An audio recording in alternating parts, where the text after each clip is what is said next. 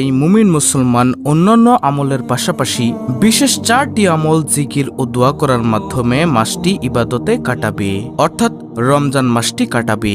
রোজাদারদের জন্য মাসটি ইবাদতের বসন্তকালে পরিণত হবে। আমল 4টির মধ্যে 2টি মহান আল্লাহর জন্য আর 2টি বান্দার জন্য। হাদিসে এসেছে, হযরত সালমান ফারসি রাদিয়াল্লাহু আনহু বর্ণনা করেন, শাবান মাসের শেষ দিন রাসূলুল্লাহ সাল্লাল্লাহু আলাইহি ওয়াসাল্লাম আমাদের উদ্দেশ্যে এই মর্মে বক্তব্য দেন যে, হে লোক সকল, অবশ্যই তোমাদের সামনে মহান মাস, বরকতময় মাস উপস্থিত। এ মাসে তোমরা 4টি আমল বেশি বেশি আদায় করবে। এর মধ্যে 2টি কাজ আল্লাহর জন্য আর 2টি কাজ তোমাদের নিজেদের জন্য। আল্লাহর জন্য 2টি আমল বা কাজ হলো, নম্বর 1, কালেমার সর্বোত্তম তাসবিহ লা ইলাহা ইল্লাল্লাহ পাঠ করা।